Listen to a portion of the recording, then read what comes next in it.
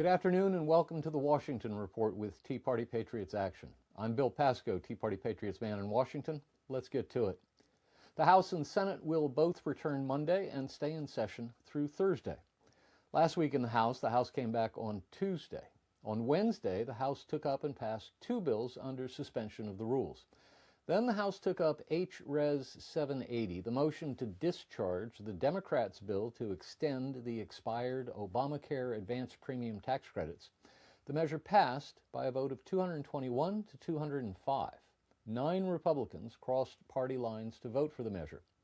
On Thursday, the House took up H.R. 6938, the three-bill minibus appropriations bill that encompassed the Commerce, Justice, Science appropriations bill, the Energy and Water Appropriations Bill, and the Interior and EPA and related agencies appropriations bill. Leadership decided to vote on the bill by division. That's a procedural maneuver where, for voting purposes, the leadership splits the bill into various parts and then votes on the various parts in isolation. Then they reassemble the bill automatically after the votes, assuming all the divisions pass. In this case, the leadership decided to divide the bill into Part A, which was the Commerce, Justice, Science Appropriations Bill, and Parts B and C, which were the other two appropriations bills. Part A passed by a vote of 375 to 47. Parts B and C were passed.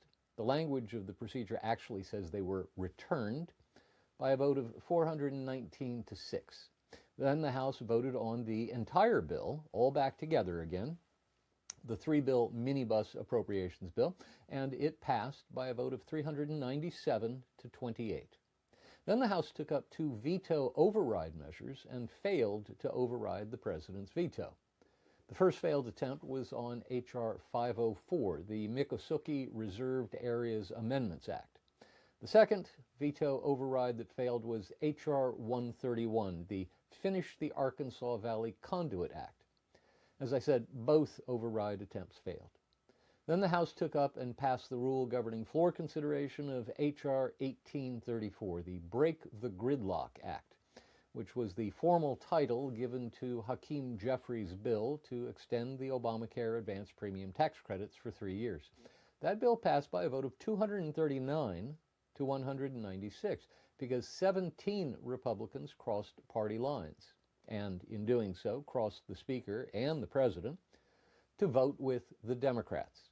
Then the House took up and passed H.R. 5184, the Affordable Homes Act, by a vote of 263 to 147, with 57 Democrats crossing party lines to vote with the Republicans. And then they were done. This week in the House will return today with the first vote set for 6:30 p.m. At that time, the House is scheduled to consider 9 bills under suspension of the rules. On Tuesday and for the balance of the week, the House will consider 6 bills pursuant to a rule. They are H.R. 2262, the Flexibility for Workers Education Act, H.R. 2270, the Empowering Employer Child and Elder Care Solutions Act, H.R. 2312, the Tipped Employee Protection Act, H.R. 2988, the Protecting Prudent Investment of Retirement Savings Act, H.R. 4366, the Save Local Business Act, and the House will complete consideration of H.R. 4593, the Shower Act. In addition, House and Senate negotiators last night released the text of the next appropriations minibus. This one includes the Financial Services General Government Appropriations Bill and the National Security State Department Appropriations Bill, which used to be known as FFOPS, for State Foreign Operations. The House Rules Committee will consider this minibus Tuesday, so expect to see it on the floor later in the week, possibly Wednesday, probably Thursday. Last week in the Senate came back on Monday and voted to confirm Keith Bass to serve as an Assistant Secretary of Defense. On Tuesday, the Senate voted to confirm Joshua Simmons to serve as General Counsel of the Central Intelligence Agency and Sarah Bailey to serve as Director of National Drug Control Policy, the so-called Drug Czar. On Wednesday, the Senate voted to reject a motion to proceed to S.J. Res. 86, a Congressional Review Act resolution of disapproval of the rules submitted by the Environmental Protection Agency relating to Air Plan approval, South Dakota Regional Haze Plan for the second implementation period. On Thursday, the Senate voted to agree to a motion to discharge S.J. Res. 98, a joint resolution to direct the removal of United States armed forces from hostilities within or against Venezuela that have not been authorized by Congress. The measure passed by a vote of 52 to 47 because 5 Republican senators crossed party lines and, in doing so, crossed the president to vote with the Democrats. The 5 wayward Republicans were Susan Collins of Maine, Todd Young of Indiana, Rand Paul of Kentucky, Josh Hawley of Missouri, and Lisa Murkowski of Alaska.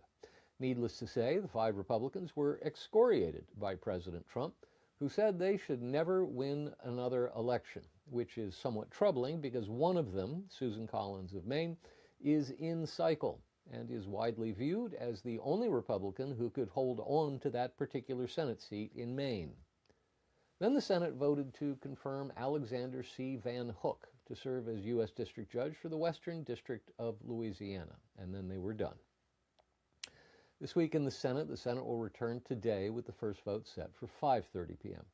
At that time, the Senate will proceed to a roll call vote on a motion to end debate on the motion to proceed to H.R. 6938, the 3-bill minibus appropriations bill that just passed the House last week. I also anticipate that the Majority Leader will have to contend with the next steps on the War Powers resolution that was brought up last week.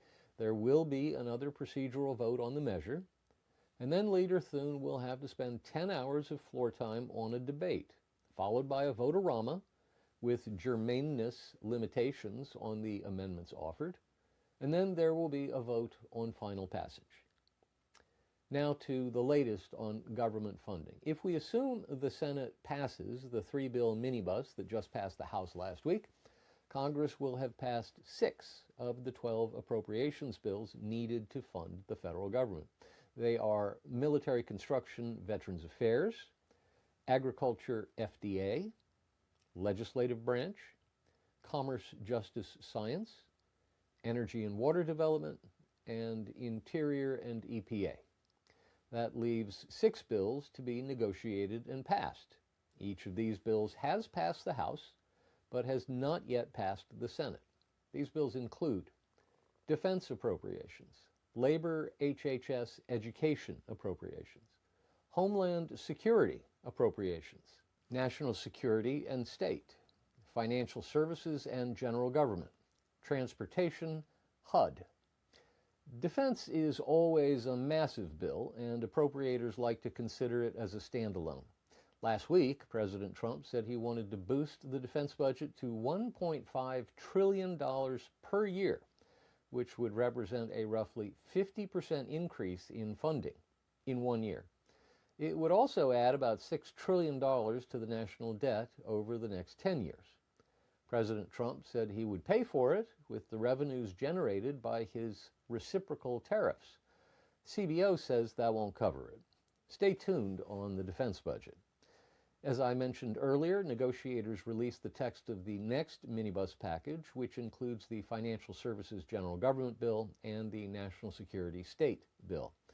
Given what happened in Minnesota last week with the tragic shooting of a woman by an ICE agent, I'll bet money right now that Congress will not be able to come to agreement over a Homeland Security funding bill. So that entire department will likely be funded on a year-long continuing resolution using spending levels that were set last year, which means spending levels that were set the year before.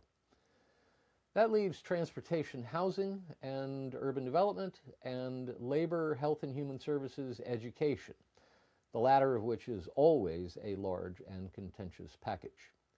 The continuing resolution funding all these agencies expires on January 30, which is 18 days away. And that's our Washington Report for this week. If you've got any questions or comments, please drop us a line at jenny.beth@teapartypatriots.org. That's jenny.beth@teapartypatriots.org. If you want me to answer a question during the broadcast, just put "for broadcast" in the subject line. We'll be back next week with another edition of the Washington Report. Same time, same channel. Until then, be well and be active.